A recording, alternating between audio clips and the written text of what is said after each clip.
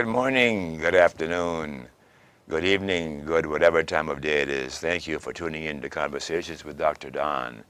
We have a very interesting show this evening because my guest this evening is Dick Mays, an old psychotherapist and friend of mine, also a fellow humanist. And he suggested an epidemic of mental illness as a question. And I thought about that title that we chose, and it means a lot. And as we go along with the show, you'll see what he means by posing that question. There's a lot behind that question. But as you know, the show usually goes in two segments. And the first half will be what we call the bio segment, personal stuff, so you know a little more about Dick and his history and the mischief he's been into until now.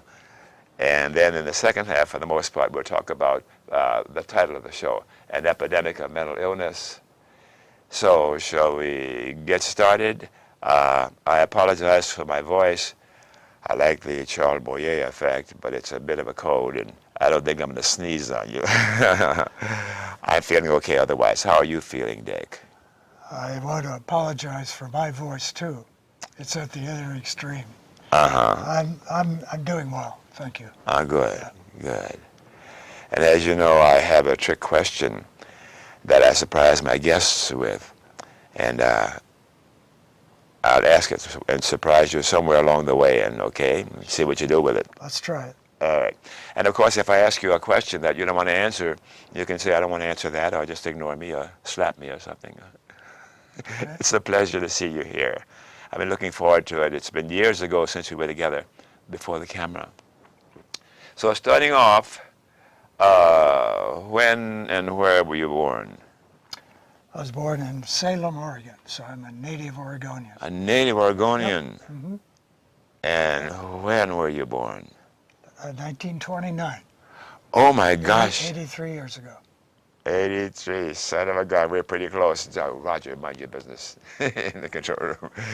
I am 83 also, born in 28. Is that right?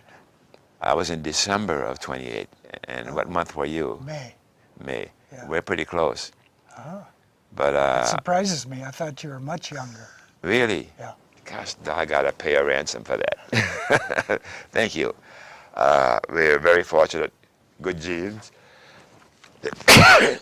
And I hope I won't be doing much of that in the show. Is there anything significant about your cultural heritage that's would be of interest to our viewers? And if this doesn't calm down, we'll stop. I don't think that would be one of the more interesting things about me. Mm-hmm. How about a religious preference? That would be interesting. Okay. Because I'm non-affiliated. I'm a humanist, as you introduced me, and I didn't find that out until 1991, when I discovered there was a humanist organization in the metro area, Portland area. What were you before you became a humanist? I attended church primarily because my wife attended church and the kids attended Sunday school. Mm-hmm. And so I agreed to do that as kind of a family obligation, but that kind of changed over time. But did you affiliate with a particular religion, Protestant, Baptist, Catholic? Oh, I'd say if there were an affiliation, my experience was primarily Protestant. Protestant. Yeah. Then why did you embrace humanism? Well, I read something about it, and I said, "Oh, that's me." So that was something I hadn't realized until I had gotten it in the mail or somewhere, and I put it on a shelf. And I took it off the shelf one day, probably by accident, and it described everything I believed.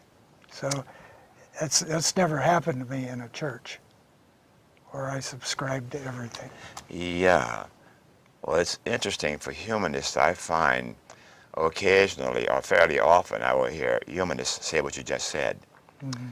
I came across this and I found, hey, that's what I am, but I hadn't heard heard it put that way so I could grasp it and say, hey, that's my way of, and that's what happened to me too.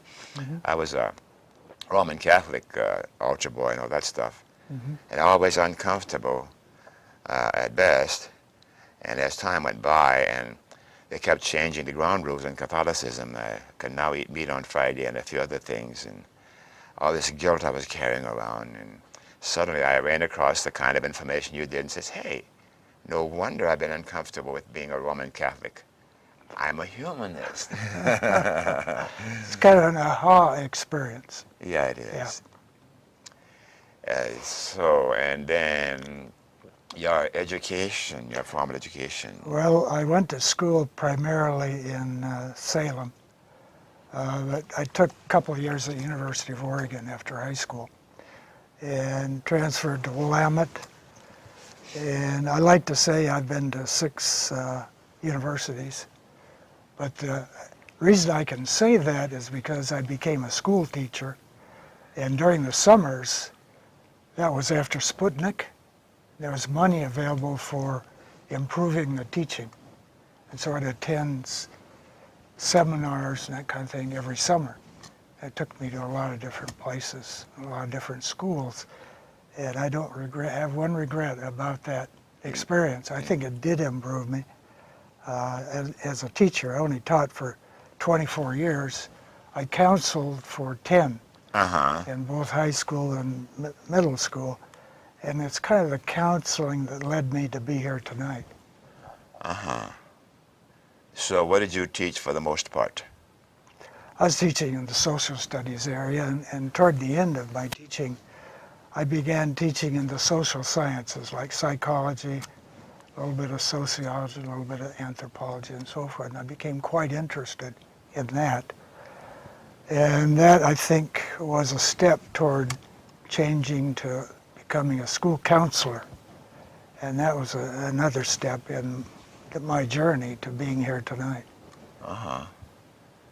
Did you enjoy being a counselor? Oh, I loved it. I loved it. When I'd go home at night, I wouldn't have to prepare something for the next day. That was liberating. And I could read about counseling and things of that sort instead of the lesson I was going to have the next day. I bet you have some memories or stories about unique counseling experiences through the years. Oh, I do. One of the best was that we had peer counselors. So that meant that students would see other students. We'd get volunteers. So that was, in some ways, that works better with some kids at certain times than having an adult. I'm not down on adults counseling. It's just that it kind of supplements it to have students talking to students. Of course. And who knows, maybe some of those volunteer students might end up in the mental health field too because of those experiences. Did you learn anything about yourself along the way? Oh yeah, absolutely. Absolutely. Yeah. I learned some very important things. I mean, life-changing things. Yeah. You know what's one thing I learned? What? I learned not to blame other people for how I thought, how I felt, and what I did. That was, as I say, transformational. Yeah. And I still, it's not that I've reached that destination. I work on it every day. Of course. Because it's so easy to do.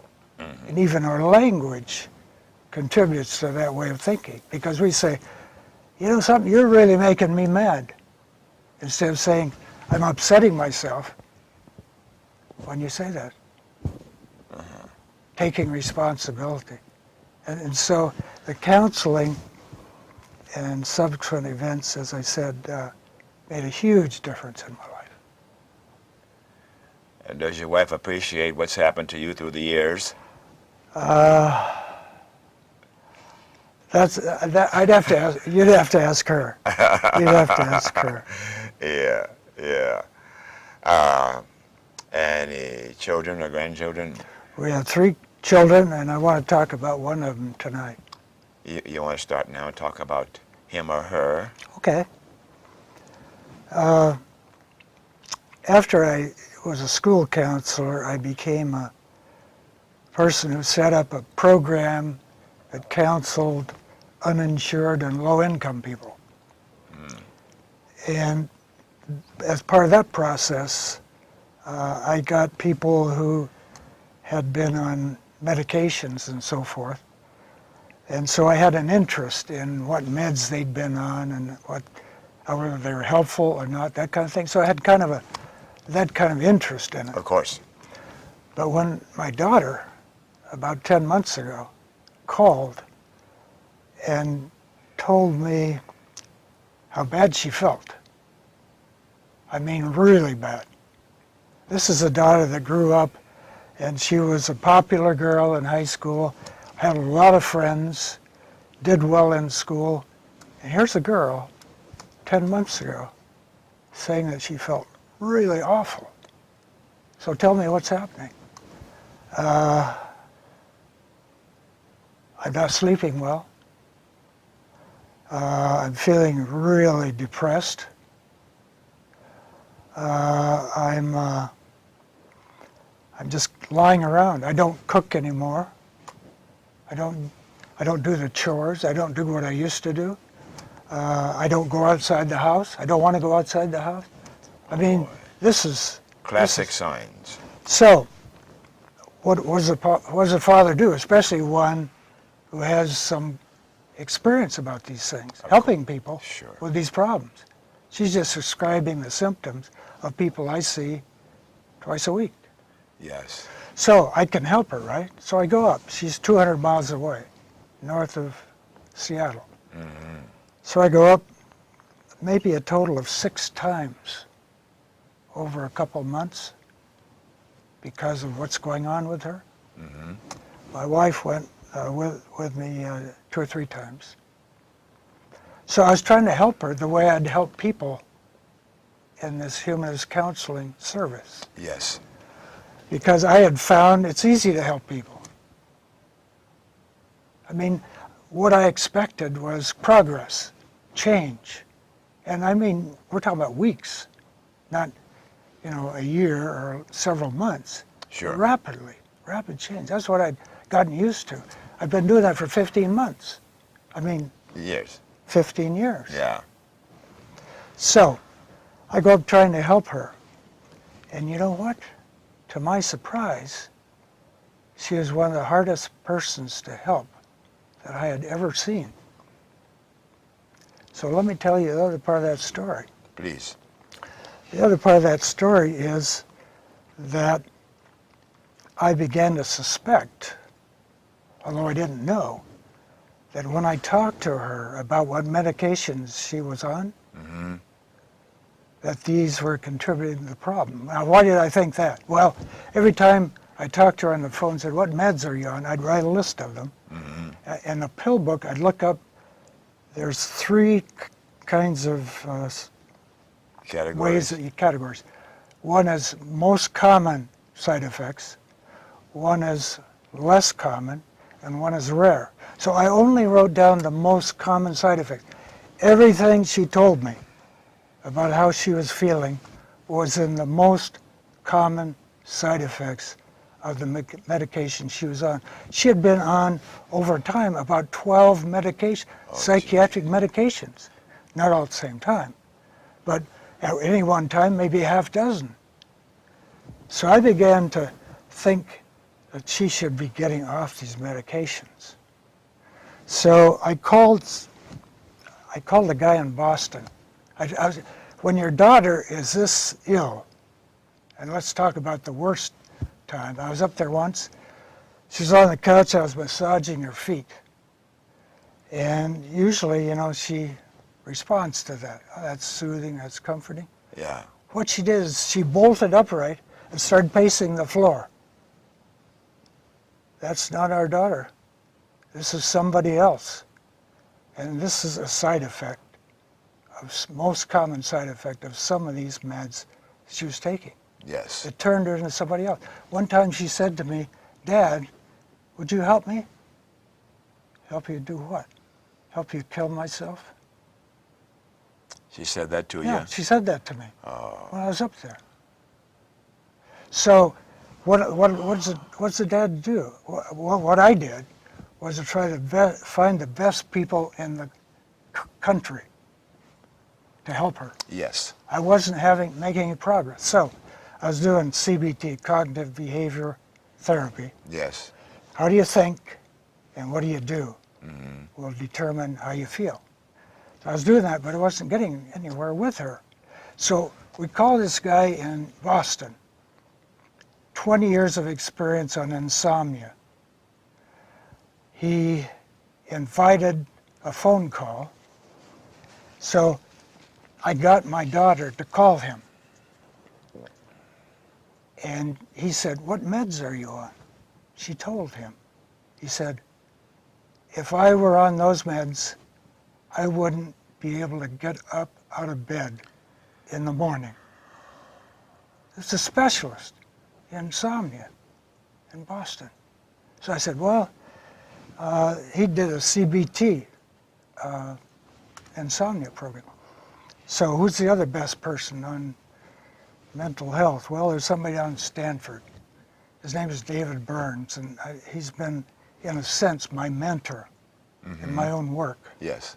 So if there's any one person that's influenced me, it's David Burns, a psychiatrist at Stanford. Yes. So I called David Burns. Actually, I emailed him. And he got right back to me. And he said, "I don't do clinical work anymore, but I have someone that's been a student of mine who is now a psychiatrist who's doing intensives. That is, you go down to San Francisco area and you're seen over several days Yes. instead of once a week or something like that." So in the exchange, incidentally, I was really impressed with this guy because I emailed him Saturday night. He got back to me at 11:19 Sunday night. I called him Sunday night, or emailed him Sunday night. He got back to me at 11:19 p.m. Sunday night. And so anyway, very responsive. Did he remember you? Well, David Burns would remember me, but I didn't know this Matthew May, Sure. psychiatrist. So anyway, when he found out what meds she was on, he said, "I wouldn't be able to help her." CBT again. Most effective therapy there is. Research says. I couldn't help her unless she was off some of these meds. Of so course. this all begins to make a picture for me, in addition to things I'd read. The things I read have made a big difference since I'd been really concerned about helping people, some of whom had been on meds in the past. Now, when they came to see me, they weren't on a lot of meds. They were uninsured and low income. So they were no longer on a lot of meds. Well, if meds were that powerful and helpful to them, why are they coming to see me? So you're questioning overall the use of medications as much as they're being used on human beings. Exactly. Yeah. Exactly. And at first I thought that it was only that they weren't effective for most people. That's what David Burns found. That's why he turned from research on medications to psychotherapy as a psychiatrist. Because he said a few people were helped a lot. Well, now David Burns is not going to be satisfied with helping a few people a lot. He wants to help everybody a lot.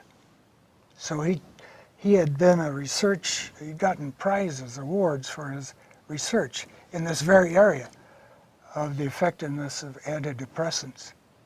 He came to the conclusion that he understood why they only helped a few. So then if I'm seeing someone counseling or doing psychotherapy with a client or a patient, and that patient needs to be available to me so we can talk and communicate.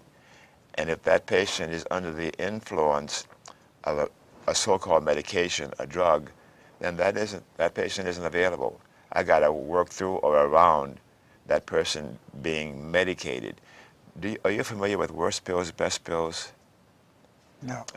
That's a publication by a Ralph Nader organization, and it's published annually, and it lists all drugs, and all drugs then are looked at in terms of three categories. One category is never take this drug no matter what anybody says. And the second category is this drug is okay for a short period of time. And the third category is it's okay to take this drug for as long as you need it. Mm-hmm. And it's very worst pills, best pills. Sidney Wolfe, the health research group, it's indispensable. It came to mind as you were talking about Mm-hmm. that. But you're talking about a situation that's just hard to even talk about, because I'm a clinical psychologist, and on hopefully rare occasion I will find that it's okay for a client to be on a medication, but if they're on multiple medications, they've got a second medication to take care of the side effects of the first medication, and so on. And we end up like your daughter. Exactly. So you end up with a cocktail of drugs.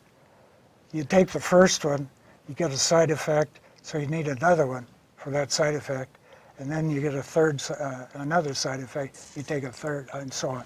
You take she was on antipsychotics and anticonvulsants. Those are very heavy-duty psychiatric drugs.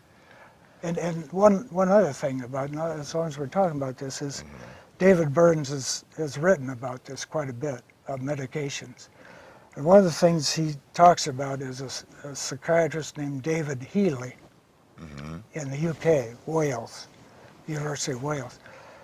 The Freedom of Information Act has gotten the real story on drugs. And what he found with antidepressants, not just with children now, but with adults, is that when you get the Freedom of Information Act and look at all the trials, they found that the SSRIs, that's a certain kind of antidepressant, most commonly used. When you look at the SSRIs, the people who are taking them and placebo control group, no difference. Well, big difference in suicide. Oh, okay. 3 times as many people on antidepressants, SSRIs, are committing suicide compared to the placebo group. Placebo group is taking essentially nothing. It's a sugar pill. So then perhaps we can consider that medications overall are more harmful than helpful. Well, let's put it this way. It's a good hypothesis. And that's one reason I wanted to talk about this, because not that people should never take meds under any circumstances. There's nobody I've read who is saying that. Okay. They're saying be selective and be cautious. And that's a big difference from what's happening today with 1/5 of the American population, 20% are on drugs now, psychiatric drugs. Outrageous. Yeah. And so the first line of treatment for your average doctor, and certainly your psychiatrist, is to prescribe a psychiatric drug. That shows the power of the pharmaceutical industry to educate the helping profession into using their drugs to make money for the pharmaceutical industry. In 1987, we spent $500 million on psychiatric drugs. In 2007, 20 years later, we're spending $25 billion, that's with a B, on antipsychotics and antidepressants, all the psychoactive drugs, $40 billion. So they've been successful in making money. They have power and wealth, and they're investing, sad as it sounds, they're investing in doctors and psychiatrists to get more prescriptions. And it's paying off handsomely. How is your daughter now? She's at the top of her game. Really? Yes. You got her off most of the drugs, all of them? she's on 2 now and getting off 1 of the 2. I don't know for sure, but I think she may not want to get off the sleeping pill. Because sleeping, when you're not sleeping, Forget about it. forget about working, forget about Nothing's thinking. going to work. That's right. And she wasn't, when somebody says, I didn't sleep last night, I think, well, maybe you dozed off once in a while and weren't even aware of that. But when you get that day after day of sleep deprivation, you got to work on it. That's why one of my first calls was to the guy in Boston, sleep specialist. Yes, yes. And that was a smart move on your part. Well, now why is she doing so well? It's not one thing. It's not one reason. Of course. It's not just the medications. Although I think personally that would have a lot to do with it. She also had ECT treatments, 13 of them, electroconvulsive therapy. Oh my gosh. Now my perspective on that is that it helped her short term. And so she wasn't suicidal, which is, that's huge. Of course. That's almost everything, That must have been hard on you, huh? Oh, this whole period of time. I can only imagine. I have my middle daughter who had some difficulty with her employer, and she was in a position of responsibility in human resources, and she was following the company guidelines. It was a big corporation she worked for. Company guidelines in helping the employees. And she had the hire or fire authority, and they wanted to get rid of a person now and then who they wanted to get rid of for no legitimate reason. And my daughter, who's sort of like her dad, said, no, I won't do that. And they put the screws to her and gave her a really bad time, and she got terribly, terribly ill, like your daughter. And she had a live-in caretaker for years. She's now much better, but it's taken years. So I have an idea what it must be like. I'll go into more of that story, but I have an idea in my Valerie. But she's coming along now. Oh, good. Oh, good. What a relief. What a relief. But It's you one of the never worst- give up. You never give up. It's one of the worst things that can happen to a parent, is to have a child like that. Yeah, no matter what you do. And I figured, well, here I am, big-time shrink, clinical psychologist, all that stuff. I spent years studying this and studying that, and I have been successful in my practice. But then again, it's my child. I can't be. But I figured, never mind all of that. I can do something. Close to home. Say, forget it. Yeah. But then you're coming back again to the idea of being over-medicated. I wonder how many years it'll be before freedom of information and the truth comes out about the people that are terribly sick and terribly depressed because of medications. Yeah, well, I've read about 4 or 5 books on that. And there's a lot of agreement that that's happening. And these people are psychiatrists and psychologists.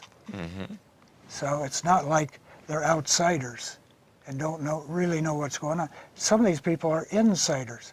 Some of these people are people who have promoted drugs until they got to the point where the drug companies would give them the slides and they'd have to show the slides. And if they deviated from that, they're not going to be asked back. Well, we got to educate our viewers and educate the people to learn how they can resist the being effectively forced to take medications and drugs that are altering their whole mind and their whole way of living. Well, one of the things that is happening is we are one of 2 countries in the world to do direct-to-consumer advertising. Outrageous. New Zealand and the United States. So you watch television, what do you see on the ads? You see a lot of drug advertisements. Unbelievable. They're going to solve all your problems. Now, we're going to have to pause here for a minute because they're going to thump on me from the control room if we don't take a break. And in the break, the first panel up is going to be a broadcast schedule for you Portland, you people who live in the Portland metro area. Because oftentimes people see me on the street and they say, when are your shows broadcast on television? Well, we're going to show it to you right now. And we'll come back in a few minutes and continue our conversation. Can we take that break?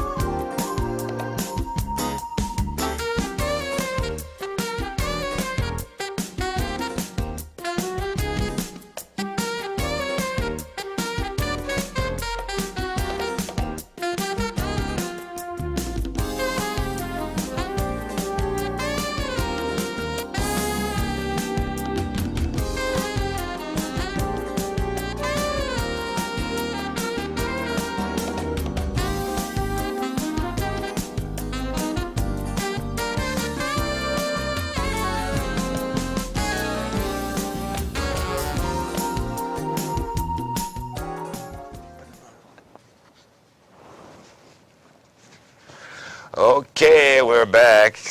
Forgive me with my runny nose a little bit, and thanks for staying tuned.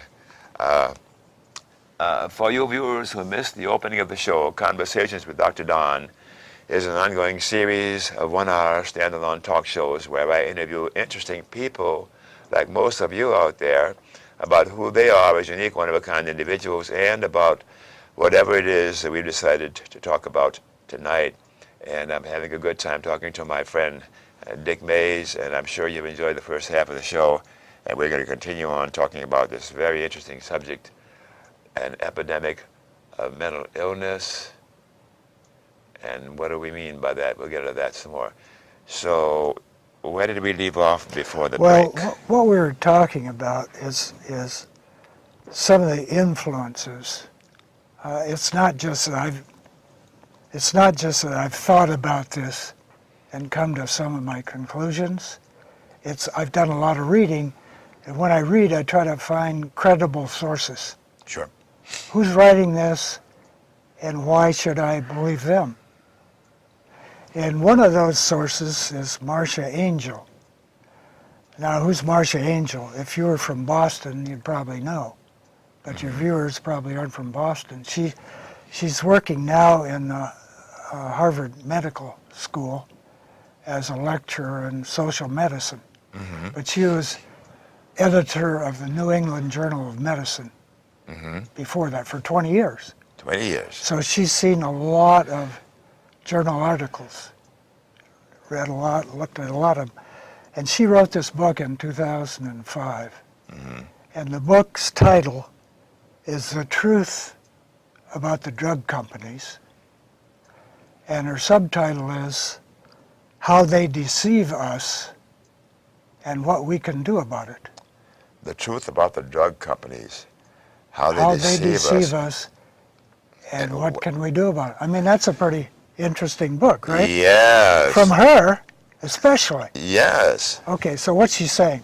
Well, she said a lot of things. Mm-hmm. I won't go into all of it. I'll just mention 2 or 3 things that are somewhat relevant to the subject tonight. Sure. One of the things she said is that a lot of these drugs are not really new drugs.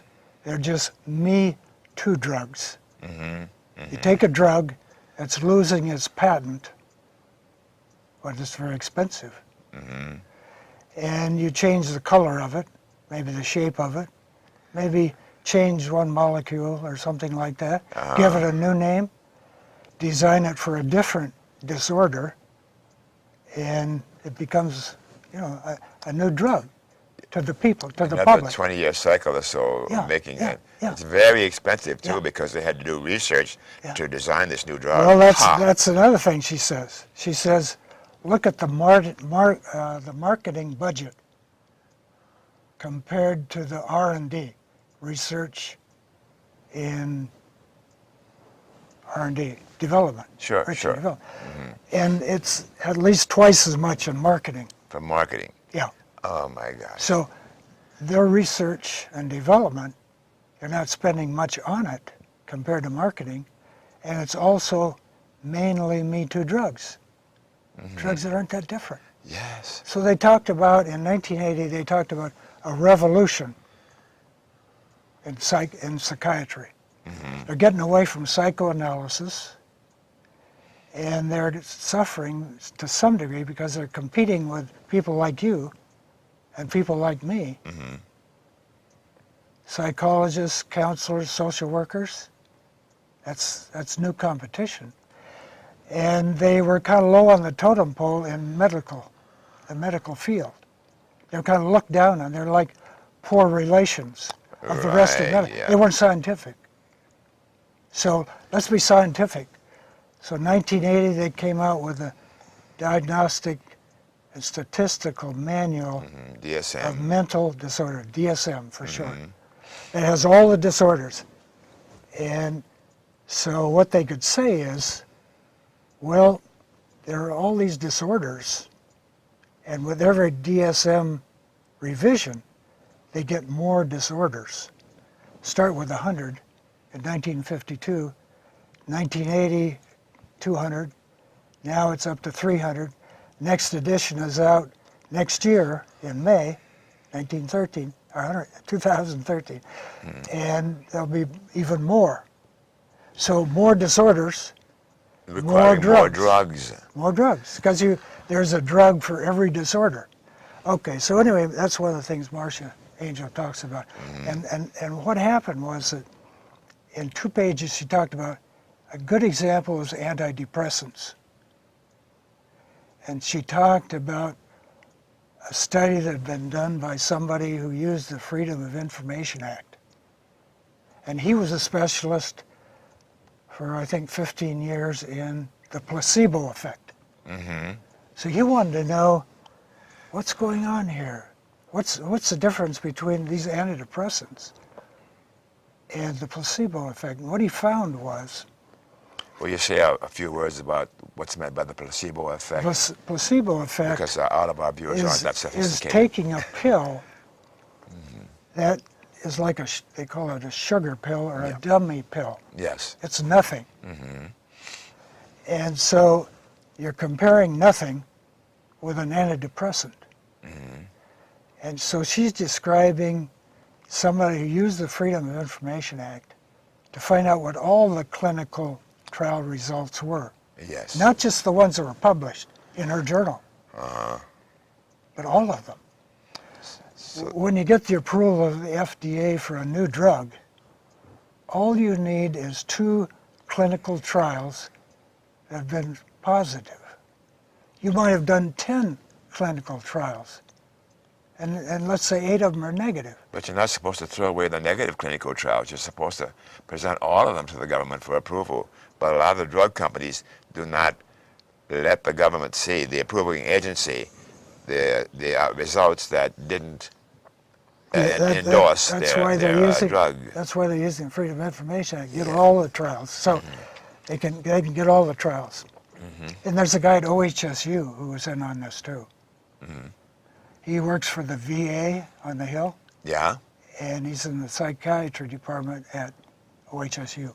Oregon Health and Sciences University here in Right. Oregon. Yeah. Yeah, You know, we're viewed worldwide, so we got to Yeah. now and then talk about So- we're local. So here's a guy who's up there. His name is Eric Turner. Mm-hmm. And Eric Turner is one of the key opinion leaders. He worked for the FDA for a while, Mm-hmm. Food and Drug Administration. Yeah. So he worked there. He also worked for the National Institute of Mental Health. I won't get into that. It's not necessary to get into all this stuff. Sure. He just had a lot of experience Yes. reading clinical trials, evaluating clinical trials.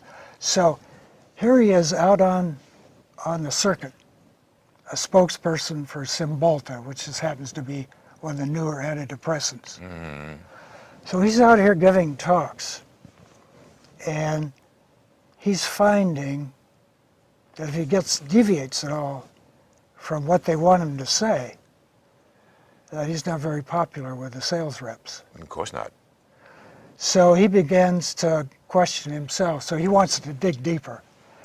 Here's what he found, and this came out in the New England Journal of Medicine eventually in 2014. Mm-hmm. What he found was that 94% of the journal articles are positive about antidepressants. What year was this? 2012, 2010? This was 2004. Oh, 4. Okay, because you said 14. 2004. 2004. But please go on. Thank you. Uh-huh. So 94% of what you see in the medical journals, who's going to look at medical journals? Doctors and psychiatrists. So 94% of what you're seeing shows positive results for antidepressants.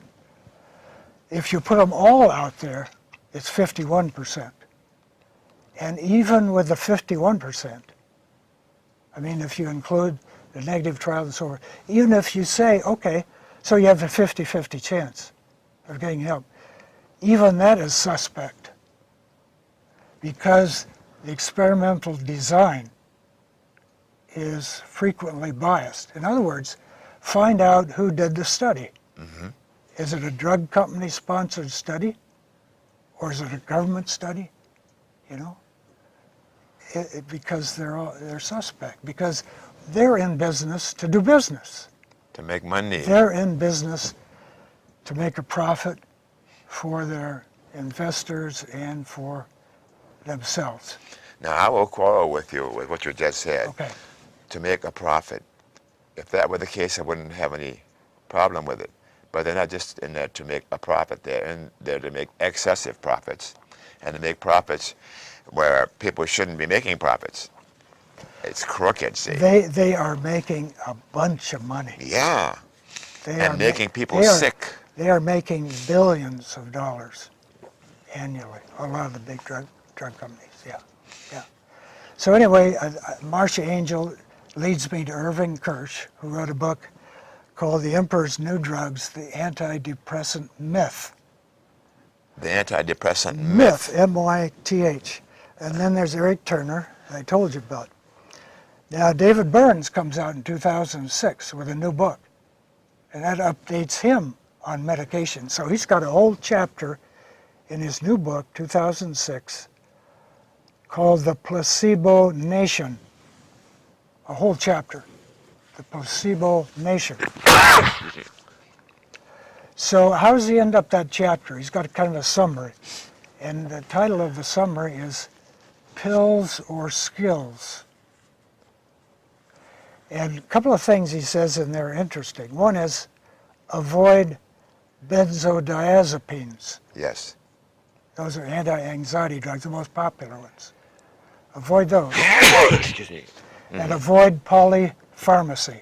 Yeah. Avoid taking So multiple drugs Mm-hmm. at the same time. And one of the other interesting things he says is that with schizophrenia and with bipolar, they require medications.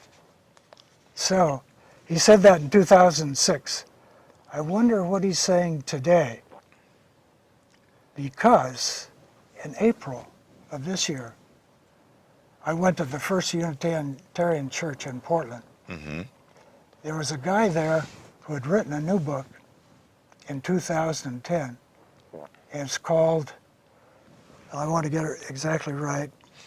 It's called The Anatomy of an Epidemic, Magic Bullets, Psychiatric Drugs, and the Astonishing Rise of Mental Illness in America. So here's this guy. So I go to this session, see it in the newspaper. I go to the session. I listen to his talk, but before I go in, they're selling this book, and it costs 25 in pounds, so they're selling it for $16. So I pick it up, and I buy one. Now I'm a cheapskate. Yeah. At this point, So am I. At this point, I'll buy his book for $16. So Yeah. I've read most of his book, and I heard his talk. And what is he saying? He's saying something different from what David Burns said in 2006. And when David Burns read his book, what does he say about the book in his review? Profoundly important. So what makes this book profoundly important to David Burns? He's saying something different. He's saying, well, let me start with Robert Whitaker is his name, the author of this book. Let me start with what happened with him. What was his journey? He was a science and medicine writer for the Boston Globe. He's back in New England, Massachusetts. He's writing a lot of things, got a lot of awards for his writing in science and medicine. So because he was writing about science and medicine, he got interested in psychiatry. And what he found out was that in some of the clinical studies of people with schizophrenia, that they were taking them in the study off their meds. And he was saying, I'm outraged. Take a person who has schizophrenia off their meds just to find out something? He said, that's terrible, that's terrible. So that's how he starts his interest in this, taking them off their meds. And then, not long after that, he reads a World Health Organization report about long-term effects of being on schizophrenia diagnosis, being on meds, as compared to being off meds. And guess what? In India and in Nigeria and in Colombia, relatively poor countries, Yes.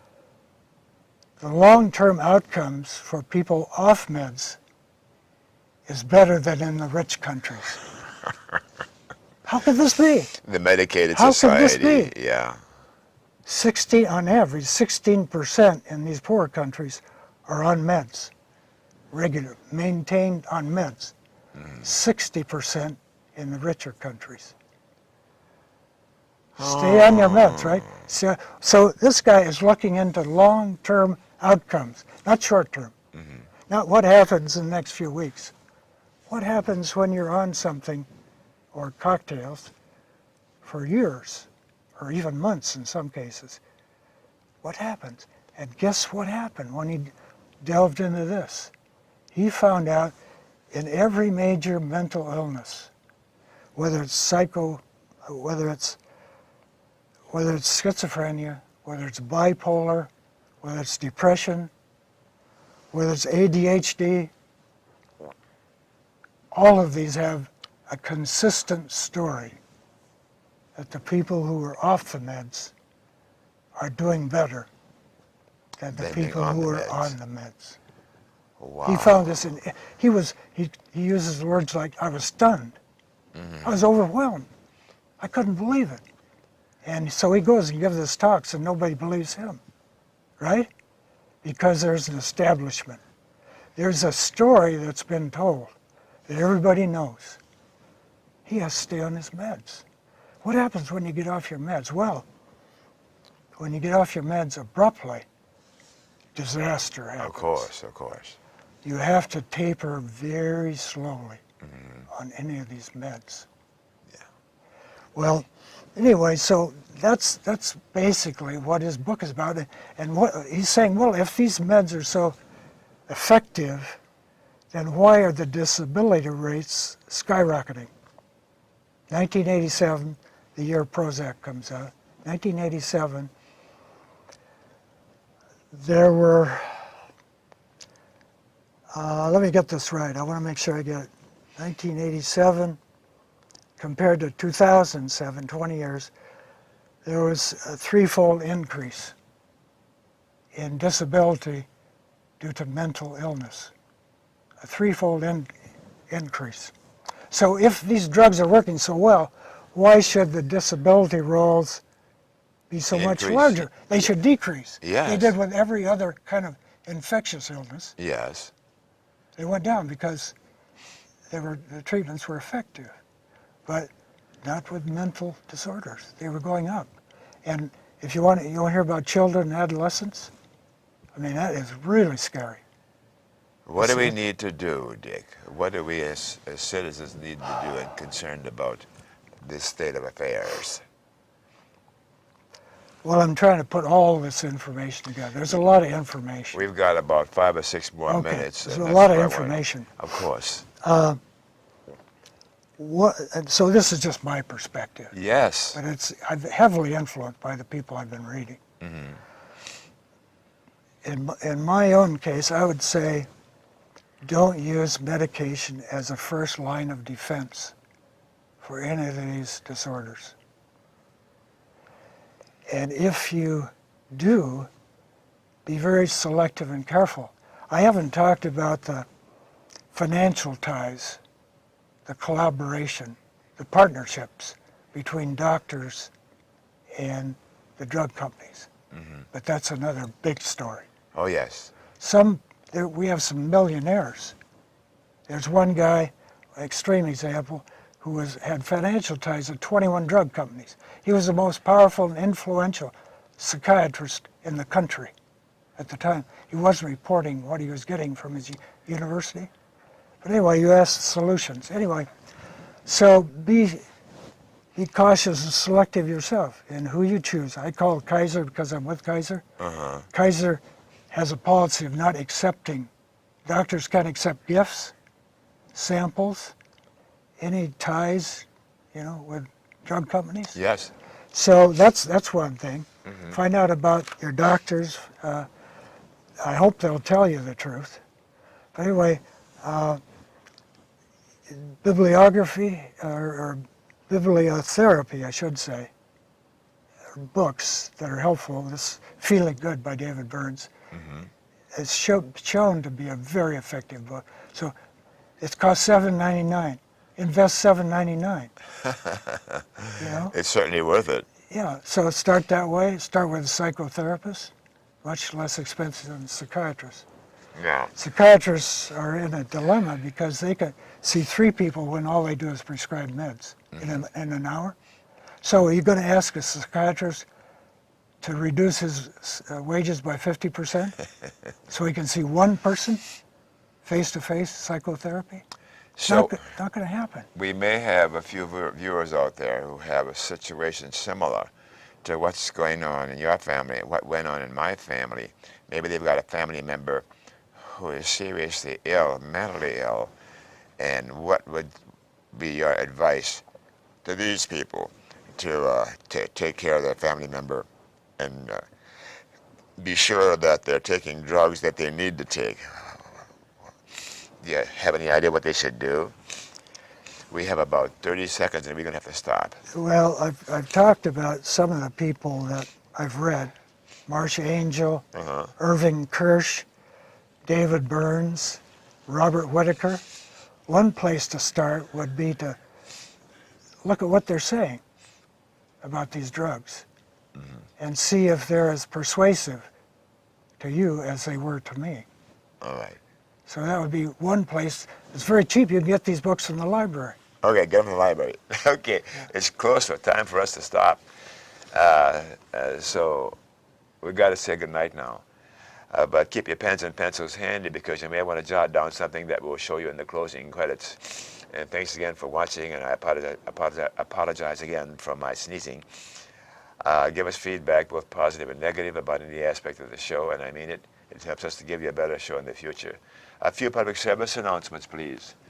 Now, to get my local broadcast schedule of my show, go to my website, www.donbam.com, and click on Present Day Activities.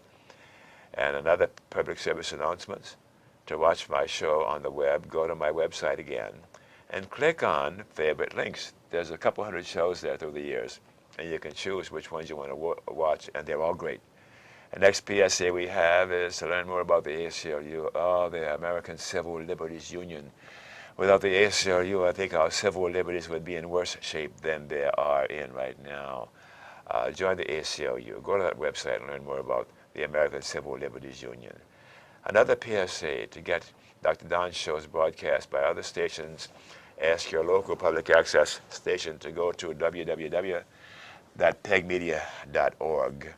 And other local, okay, I got to tell you about ending corporate personhood. Go to www.movetoamend.org, and that Citizens United decision that says corporations are persons and they can buy elections. That's bad. We got to amend the Constitution to eliminate corporate personhood. And do we have another one? Oh, I'm supposed to say thanks for watching, and I mean it. Thanks for watching, and remember, KFC, not Kentucky Fried Chicken. Dr. Don's KFC. Kind, friendly, and charitable. To you too, and you too, and you too. Thanks again, and good night.